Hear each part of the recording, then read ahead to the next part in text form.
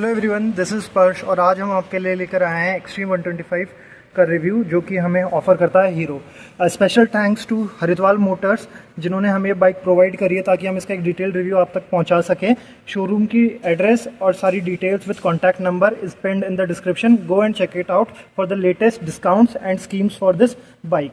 तो सबसे पहले देखो इस बाइक के वेरिएंट्स की बात कर लेते हैं। यहाँ पे हमें मेजरली दो ही वेरिएंट मिलते हैं, एक IBS टेक्नोलॉजी है और एक ABS टेक्नोलॉजी है। ठीक है, इसका मतलब क्या है मैं आपको पहले अच्छे से एक्सप्लेन कर देता हूँ। आगे की साइड हमें डिस्क ब्रेक मिलता है और पीछे की साइड हमें ड्रम ब्रेक मिलता है। अब जो डिस्क ब्रेक है उसके अंदर हमारे पास दो टेक्नोलॉजीज है, that is IBS and ABS। Now IBS stands for integrated braking system. उसमें क्या होता है, अगर आप आगे का ब्रेक लगाएंगे तो उसी के साथ साथ आपका पीछे का ब्रेक भी एंगेज होगा। बट वहीं हमारा जो ABS है वो भी सिमिलर वर्क करता है, बट द थिंग इज जब भी आप कोई स्लिपरी सरफेस पर होंगे तो आपका जो आगे वाला टायर है वो स्किड नहीं करेगा। को आगे से लेकर पीछे तक रिव्यू करते हैं। तो सबसे पहले इसके टायर के सेक्शन पे आ जाता है। यहाँ पे हमें हीरो ने प्रोवाइड किया है 80, 90, 17 इंच का टायर, जो कि मेरे को काफ़ी डिसेंट और अच्छा लगा क्योंकि ये ऑफ रोड भी अगर आप थोड़ा बहुत इसे लेकर जाते हैं तो चल जाएगा, कोई इशू नहीं आएगा। टायर इतना भी छोटा नहीं है। वहीं हमें यहाँ पे डिस्क ब्रेक मिल जाता है। ऊपर आते हैं तो हमारे पास सस्पेंशंस हैं और उसके थोड़ा सा ऊपर आते हैं तो यहाँ पे हमें जो मेजर स्पॉटलाइट है वो मिलती है, that is the LED headlight and the DRL। और यहाँ पे हमें इसी के साथ हीरो का बैज दिया गया है। अब मैं आपको ज़रा इसकी हेडलाइट ऑन करके दिखा देता हूँ।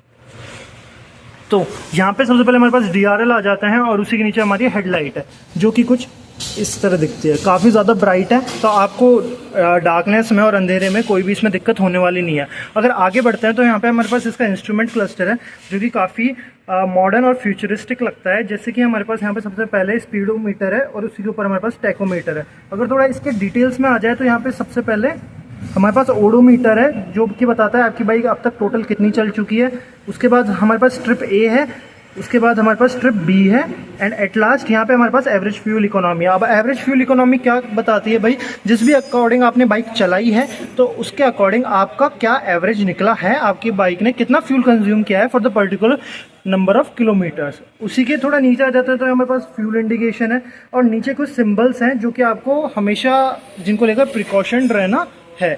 सबसे पहले बात कर लेते हैं तो यहाँ पे हमें फ्यूल इंडिकेटर मिल जाता है, इंजन लाइट मिल जाती है, साइड स्टैंड है, न्यूट्रल की लाइट है, पास की लाइट है, इंडिकेटर है और एट लास्ट ABS है, which means ABS is working in this bike properly. अगर हम इसके कंट्रोल्स पे आ जाते हैं तो यहाँ पे सबसे पहले हमें पास और डिपर का ऑप्शन मिल जाता है। सेकेंडली यहाँ पे हमारे पास इसमें हैजार्ड लाइट्स भी हैं भाई। हैजार्ड लाइट्स को मैं आपको ऑन करके दिखाता हूँ। ये देखिए भाई, hazard lights basically emergency lights होती है। अगर आप किसी भी इमरजेंसी में फंसते हैं तो आप इन्हें ऑन करके अपनी बाइक को साइड ऑफ द रोड रख सकते हैं। सबसे अच्छी मुझे बात जो इस बाइक में लगी है वो ये लगी है कि इसके अंदर सारे LED बल्ब्स यूज़ किए गए हैं, whether it be DRL, headlight, tail light या इंडिकेटर। ठीक है, अब इसके थोड़ा सा ही नीचे आ जाते हैं तो यहाँ पे हमें फ्यूल टैंक मिलता है और इसका इंजन E20 कंप्लायंट है तो उसकी बैजिंग भी हमें यहाँ दी गई है। इसका फ्यूल टैंक जो है वो 10 लीटर्स ऑफ पेट्रोल कंटेन कर सकता है एट अ टाइम। यहाँ पे हमें एक्सट्रीम की बैजिंग मिल जाती है, साथ ही साथ यहाँ पे स्प्लिट सीट है। और अब पीछे की तरफ बात करें तो यहाँ पे हमें जो टायर मिल रहा है उसका सेक्शन बता देता हूँ मैं आपको। यहाँ पे हमें जो टायर का सेक्शन मिल रहा है वो है 120, 80, 17 इंचेस। तो आगे पीछे हमें दोनों 17 इंचेस के व्हील मिलते हैं। फ़र्क इतना है कि आगे वाले से जो पीछे वाला है वो थोड़ा ब्रॉड है ताकि अच्छी स्टेबिलिटी बनी रहे। इसी के साथ साथ पीछे हमारे मड उड़े ना, उसी के लिए हीरो ने ध्यान रखते हुए इसमें टायर हगर भी दिया है।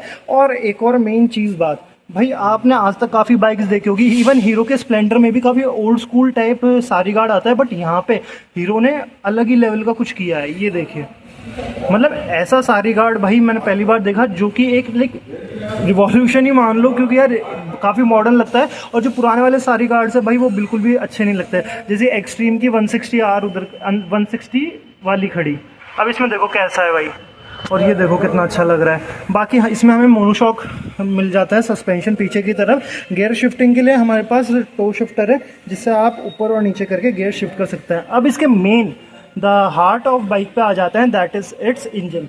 ये जो इंजन है ये 124 cc का है, प्रोड्यूस करता है 11.5 PS of power and 10.5 Nm of torque. काफ़ी अच्छे पावर आउटपुट्स है, बेशक काफ़ी अच्छी बाइक परफॉर्मेंस निकाल कर देती है।